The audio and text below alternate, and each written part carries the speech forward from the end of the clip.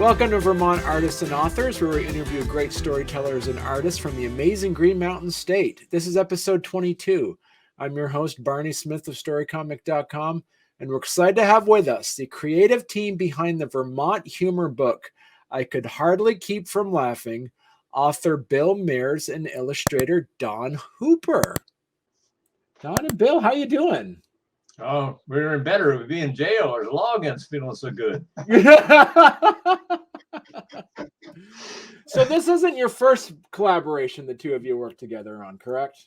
Well, yes and no. I mean, we actually collaborated on a book when it really got its origin because we met in the legislature in 1985, and then I was doing books with Frank Bryan, a UVM professor, and somewhere along the line we decided that we were going to do a book about legislative and political humor.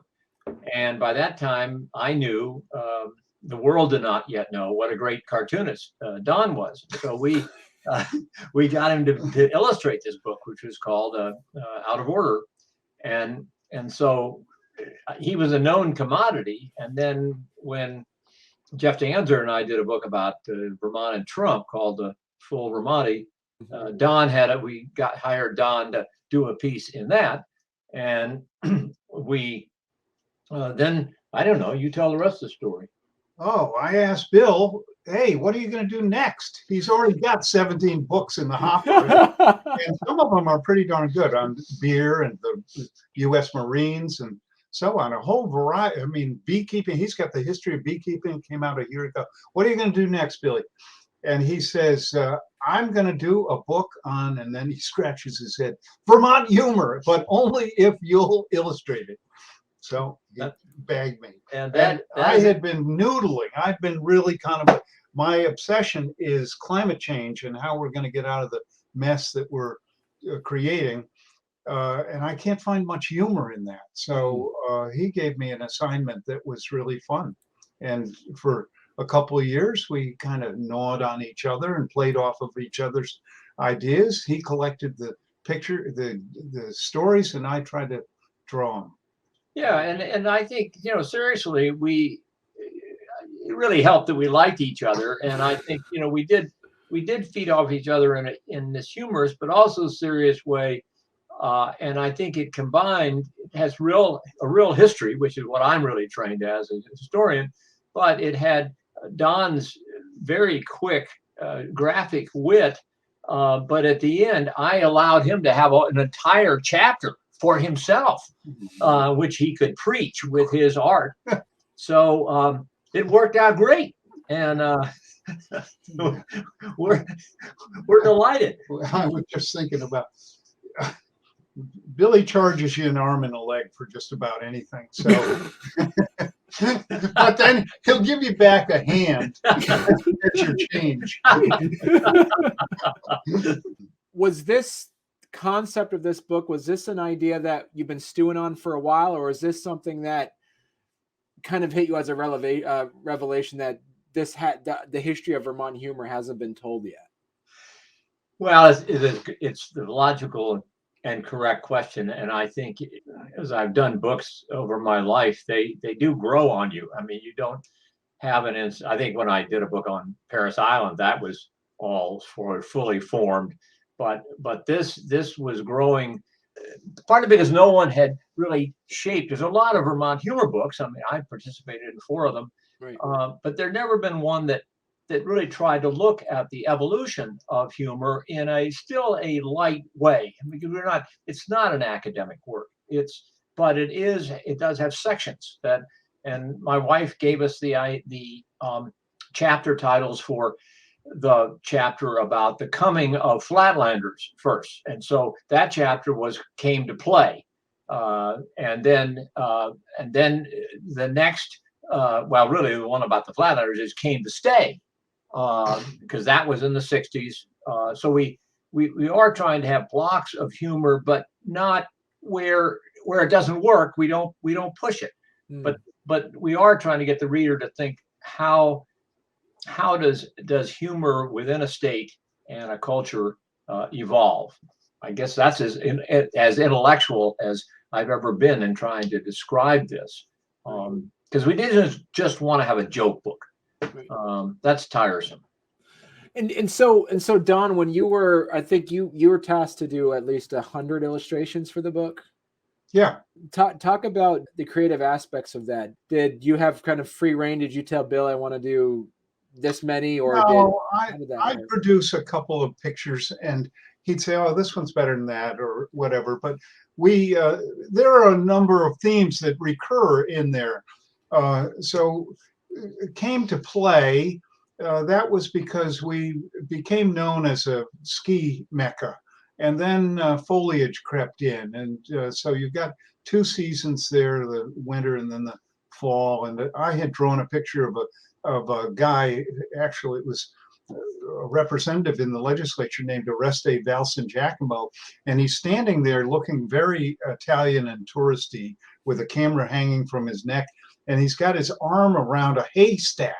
And it's so, hay as a tourist attraction was the caption on that. So anyway, we developed 5 pictures that have to do with Vermont's 5 seasons. The one about mud season, of course, is predictable. Some guy pushing this car that is absolutely way over its rocker panels in mud. And so I'd hack away at it, and Bill would say, this one's better than that. And we threw them in. But I think the genius that Bill did in this was when we abandoned the idea of calling it a history and calling it a collection.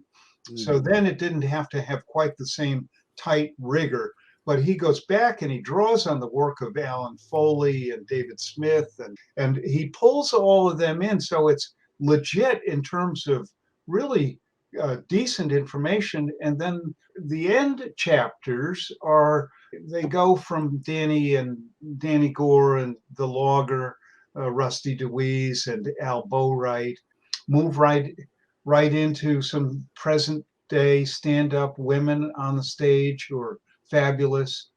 Probably Dan Bowles of 7 Days, who wrote a wonderful article maybe 3 years ago about women comedians, stand-up comics in Vermont, and about the Vermont Comedy Club, and people like Tina Frimmel and Natalie Miller. Well, Natalie Miller, and well, it was so well written and so vivid that I went to Hooper. I said, look, we've got to have really an entire chapter devoted to this era of how Vermont humor has changed, certainly for the better, but it is distinctively different from even 30 years ago or 50 years ago or 100 years ago. And so we said we've got to have one of a chapter. So then we mixed. I think we mixed. Well, someone else has read or heard every story we've got in it. We don't. There's nothing original except for Hooper's cartoons. The two of you have been involved in Vermont Humor and being a part of the works for well on 30 years. Because I believe Out came out, what, 89? Well, Out came out in 87. 87, The okay. Goat Book came out in 83. And the Out of Order came out in 90 or 91. The Goat Book, just to take a parent. Mears and I went to the legislature the same year in 1985, and this book was just making him famous. Real Vermonters don't milk goats, and I'm a goat milker. I'm an honest to God goat milker. I had a route that had lasted for 10 years down to Whole Foods. I was bearing the brunt. I show up at the legislature for innocent freshman. Everybody says, Hooper, you poor. He's just ruined any chance of credibility you got. So that's where we formed that friendship. And we treated each other with mutual deference and respect initially, and then we became friends. Yeah, well, it was fun because there was a reporter from the Free Press named Debbie Sline who wrote an article about a month or two into the first session, and said, well, here are the 4 people that are really go-getters among the freshmen in the legislature. And Don was one of them. And then they had 2 or 3 people who were sort of also Rands, the second team. Well, I was in that group. So he rubbed my face in that diminishment of prestige. Have you seen, as you mentioned, and I'm wondering if there's a parallel, if it's correlation is not causation or causation is not correlation. I'm wondering if it's where you've seen the evolution of Vermont humor has also gone with the evolution of the loss of a native Vermont accent. Have you seen that Vermont humor has evolved over time based off of how Vermont is less insular as it was, say, 40 years ago? That's a great observation. I agree with that. And the loss of the accent is, I don't know whether you'd even know a Vermont accent necessarily in Chittenden County, but where I live in Orange County, right in central Vermont, it's so evident. Some people put one on in order to seem more legit. I think the humor, to some degree, I'll give you an example. Grandma, you think it's going to rain? Well, if it don't, it's going to be a long dry spell. Now that humor is so dry that it honestly took me a couple of decades to get it. I couldn't even crack a smile. It was just so deadpan. So I don't think you could get away with that anymore. But that's the origin of this dry, understated, wonderful Vermont humor. It's just gentle, it's reassuring, it's comforting. It's so Vermont that downcountry people actually, I think, don't get it. They really say, "Oh gosh, these guys are pretty behind the times," you know. So there's nothing flamboyant about it, and it's one of the gorgeous things, especially in this divisive world we live in right now, is it's not mean. There's nothing mean about it. Even the comeuppance, which is a beauty, you know, that is a genuine. It's in the Vermont DNA to pull a Flatlander out of a ditch on a snowy night, and he wants to give you $25. And the Vermonter, there's nothing that pleases him more than to say, no, here we don't do that. Thanks. I appreciate the gesture, but we don't. And it's it's a gorgeous scene when that occurs. The work you mentioned earlier is that you kind of Bill, you were the ultimate editor, I guess, on what Don's illustrations were, basically. Is that how that worked? Well, I think it was genuinely certainly that last chapter was the stuff that Don wanted to do, and essentially he wrote much of the text. But on the others, he had been, for a year and a half, I think, before we started putting the book together, he would send us maybe a card, 3 or 4 or 5 cards a week. They'd come in from 716 Raleigh Road, Brookfield, in little envelopes, and they and my wife and I would sit with it. That would be our dessert to have it after dinner. We'd open up the cards and see what they were, and then we would judge them. And we'd have a pile that was large. I mean, the larger pile was the ones that were really good and keepers, and we would tell Don this or that, and we might even make a suggestion on sort of rearranging 1 or 2. And some of those ended up being in the book, and some of them were just good cards, because that's what he does. He writes cards, and then he has these wonderful names on the back of the cards. What do you call all the different card companies? Yeah, different card companies, all at the same address. But the idea was, as I'm going through, we're both in our late 70s. Well, Billy's 80 years old now. And so we don't have forever to look forward to, and we're trying to live it up every single day. So there's one of these that asks, what's the difference between being unemployed, fired, being isolated. Quarantine. Yeah. Difference between being fired, being in quarantine, being retired. Yeah. Well, from the moment you wake up in the morning, you're on the job. Right. In all of those cases. I mean, I'm now retired, and so I would think of all the different angles about how being retired is. Right. The other day, I read in an obituary, great blues singer said just before he died, he said, "You should live every day as if it's your last." I said that to my wife, and she said, "Oh, I guess I don't have to take out the compost." There is so much rich, wonderful stuff right around us, and we're Right. going through it every day. Right. You think of all the people that you know who've got birthdays, you want to send them a card. So Right. there's.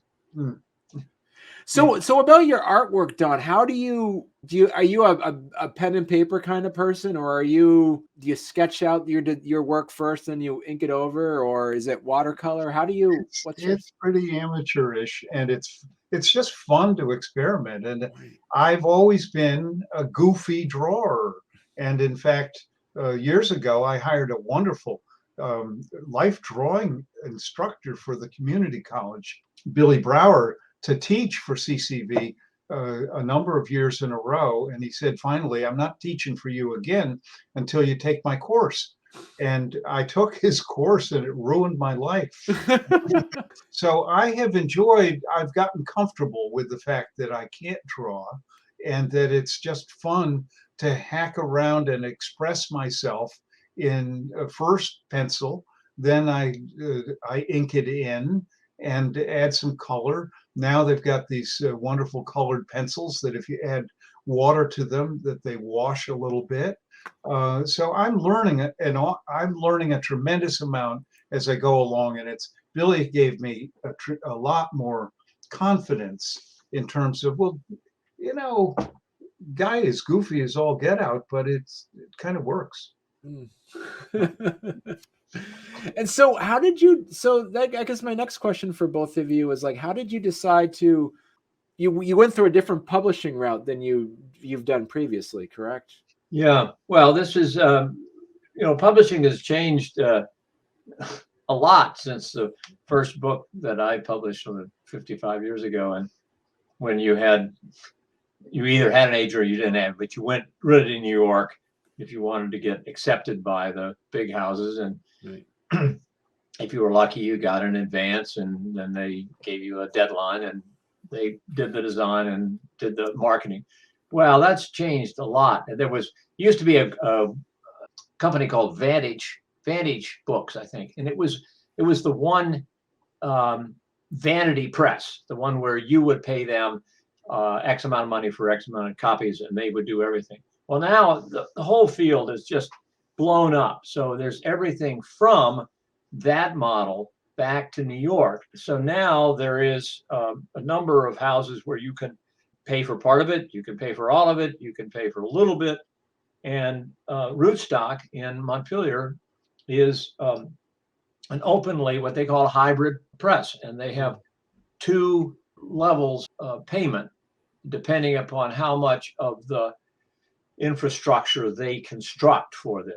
So that we chose them because, well, we'd heard nice things about them, and we frankly didn't want to sit around hoping against hope that either we would be able to get into a fancy place like New York or go search for an agent. So we've been very happy with this model where they did one level of editing, two level of editing, and the designer. Yeah, two.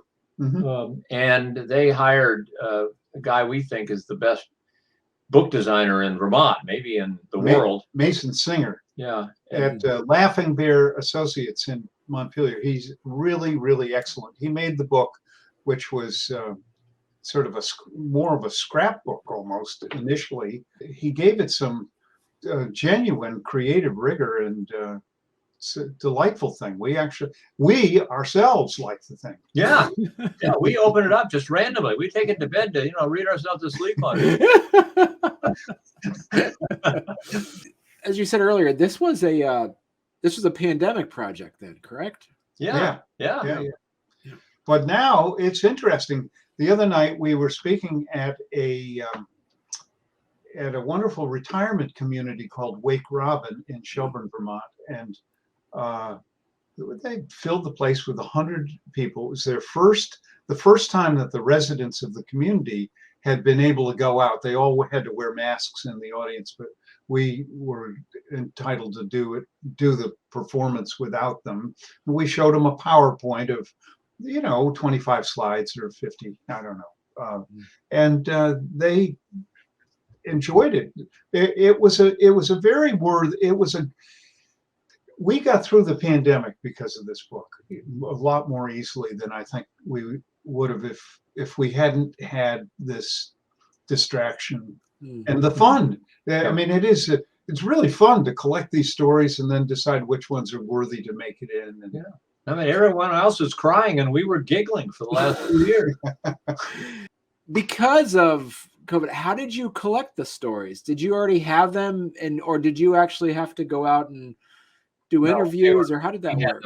We had them collected. Okay. I mean, we were collecting them from our previous books and from other people. We had to pay for the rights, but we had a good sense of where the best humor in each of these historic periods would be, and then we found more than we needed, and then it was just a matter of cutting them down, and then we took stuff out of the Goat book and put it in there. So we used stuff that we'd already done, and then we certainly went out and found other people stuff that had been published or said. We found a wonderful piece by Rusty DeWeese, the logger, about how to tell a joke that was in one of his 2 book scrawlings.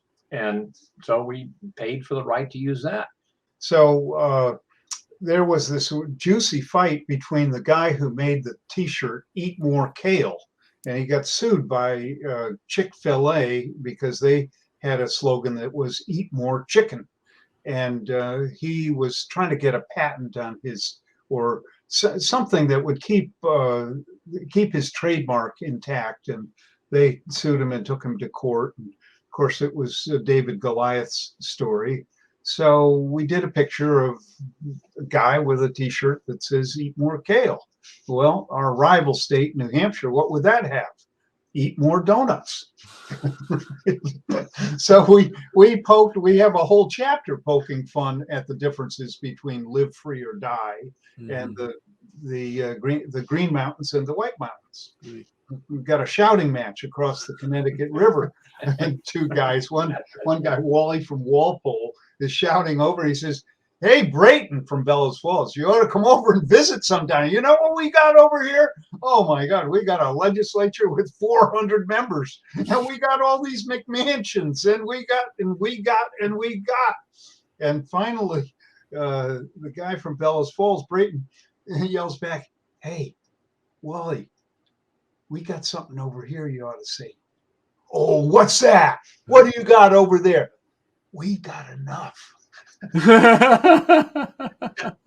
So sometimes you take a half, you take a joke like that, and it just fit in. So. Right. Academically speaking, in a way, is it just the home team feel to it, or is there an actual difference in humor that Vermont has as to, say, Northern New York or New Hampshire? Well, I think historically, Vermont's been a dairy state, and its topography has contributed to a dairy economy for 130, 40 years. New York has had, at least Northern New York, has been mountains and tourism and prisons. And New Hampshire, again, is mountains and tourism and logs. Lack of a general sales, any sales or income tax in New Hampshire clouds people's minds, or at least they make a conscious choice. I'm not going to pay for government. And then they've had a deadening effect of the single newspaper, the Union Leader, over many years, 50, 60 years. It's a different place. I mean, I don't know how you'd get a lot of humor out of that. Pretty good. Definitely done. But so, and also too, because you're looking at it through like the 14 counties, but generically the 5 regions of Vermont, did you see that there's different types of Vermont humor based off of different parts of Vermont? 20 years ago, a fifth of the Vermont population lived in Chittenden County. Now it's a quarter.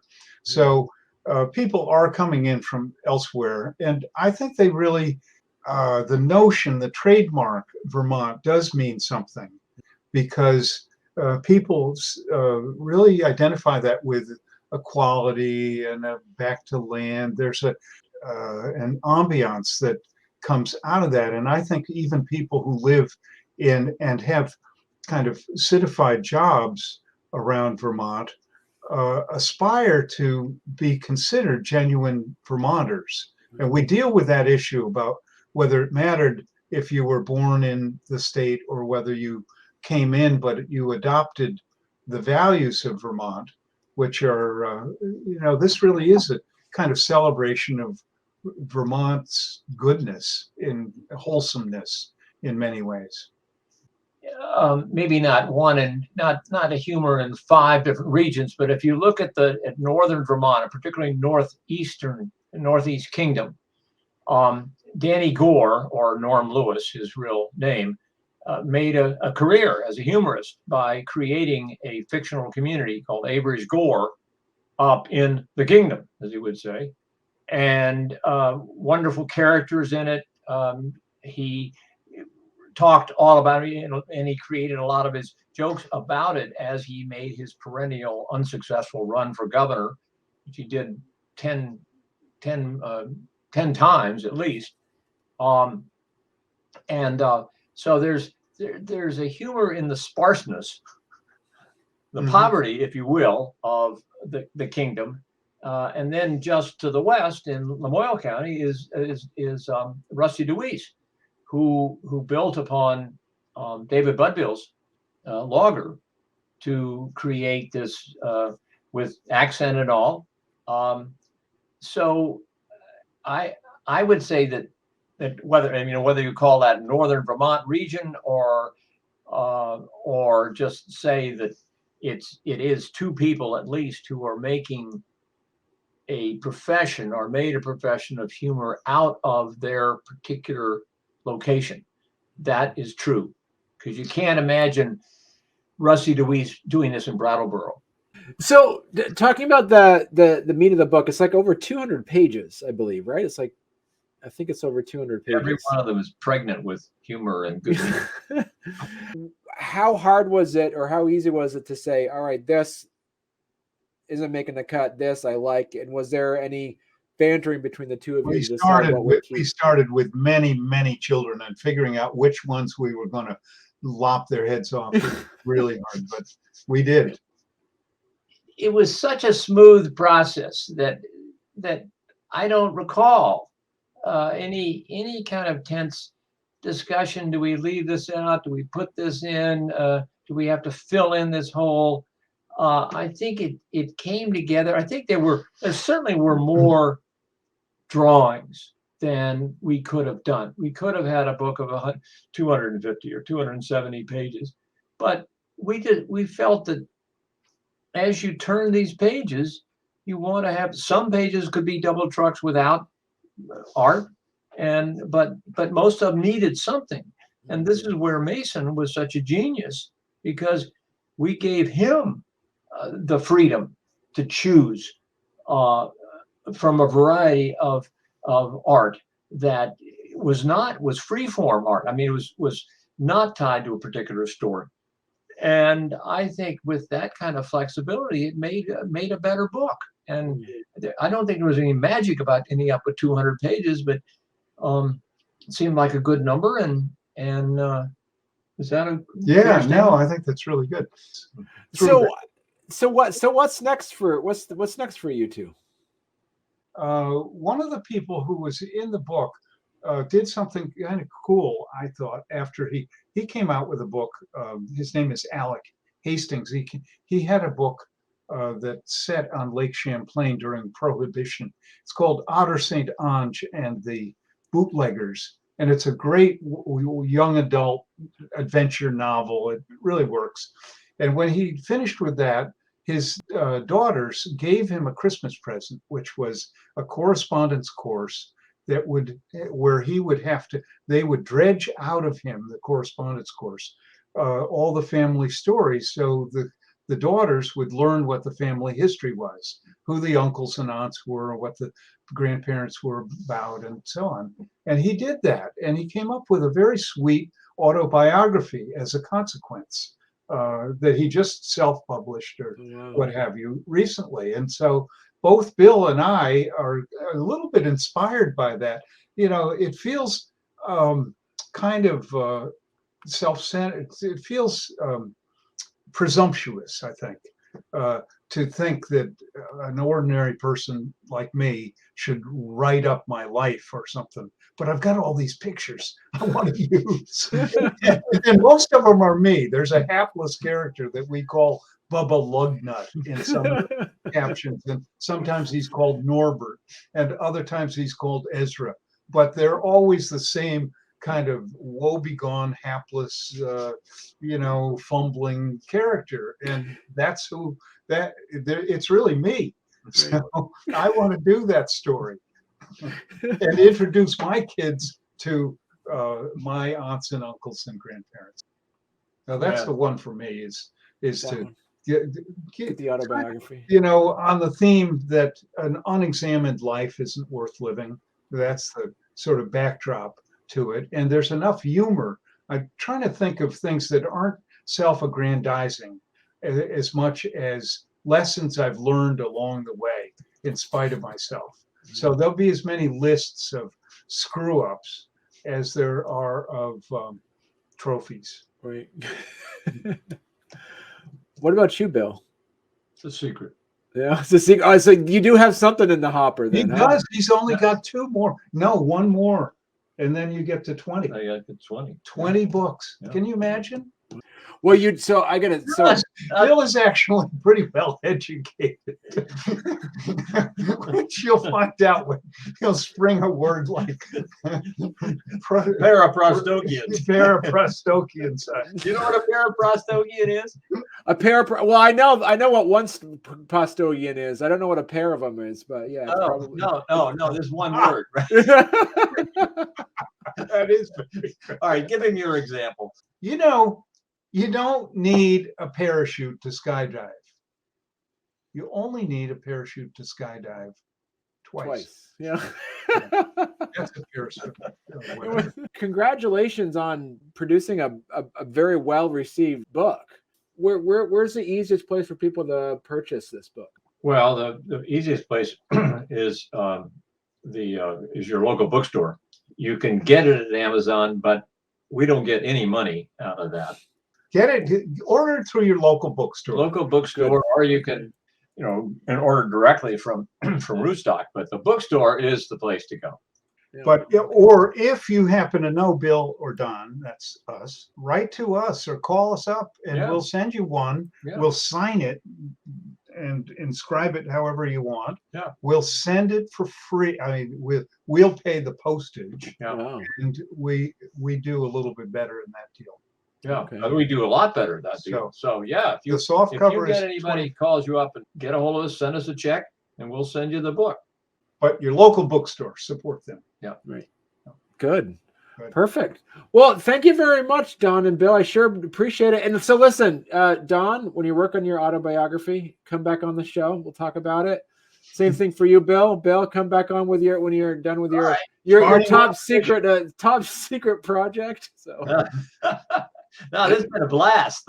Thanks so much for having us. Gosh, you've asked great questions, and remember, it's not the destination; it's the journey. That's right.